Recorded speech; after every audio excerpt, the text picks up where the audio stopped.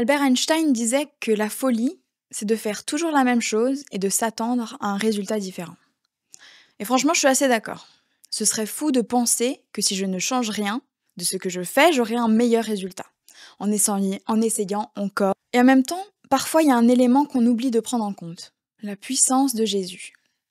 Alors attention, je ne dis absolument pas qu'il ne faut rien changer dans nos façons d'agir, de faire église, de proclamer la bonne nouvelle, parce que ce serait fou de penser qu'on peut continuer de se tromper, de ne pas s'adapter et d'obtenir des résultats. Mais l'histoire de la conversion des premiers disciples nous apprend plusieurs choses. Alors que Simon-Pierre, Jacques et Jean sont en train de pêcher, Jésus arrive. Ils ont travaillé toute la nuit, mais ils n'ont rien dans leur filet. Mais Jésus leur donne un ordre. Avance en eau profonde et jetez vos filets pour pêcher. Alors sur l'ordre de Jésus, ils mettent une dernière fois les filets et miracle, ils sont pleins. Franchement, on a envie de comprendre ce qui s'est passé à ce moment-là.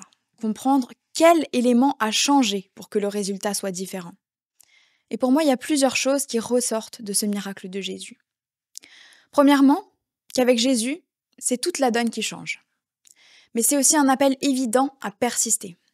Après tout, si les disciples avaient tout simplement arrêté, qu'ils s'étaient dit « Non mais rien n'a changé dans les 5 dernières minutes », pourquoi est-ce qu'on s'en mettrait encore une fois à sortir les filets? Donc il y a aussi leur obéissance qui a changé. Et on peut tout naturellement s'identifier aux pêcheurs. Mais je vous invite à réfléchir à la mer. Parce qu'au final, c'est elle qui a le plus changé. Au début, elle n'avait pas de poissons et d'un coup, il y en a eu plein.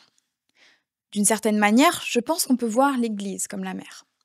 Un grand corps qui s'adapte à son environnement, qui produit de l'oxygène, qu'on ne peut pas contenir et limiter.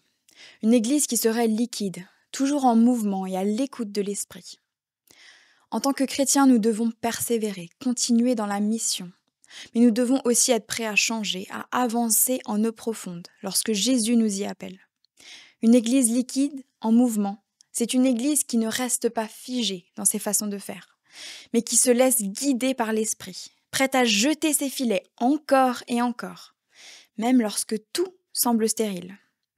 L'obéissance des disciples à Jésus a transformé une nuit infructueuse en un miracle. De même, notre persévérance et notre écoute de l'esprit peuvent transformer les situations les plus vides en une abondance insoupçonnée. Mais n'oublions pas que tout commence avec un pas de foi.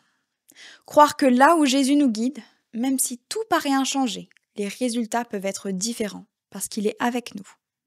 Alors persévérons, soyons attentifs à sa voix et avançons en eau profonde, confiants que c'est lui qui remplit nos filets. Car ce n'est pas seulement notre travail, notre adaptation ou notre effort, mais la puissance de Jésus qui fait toute la différence.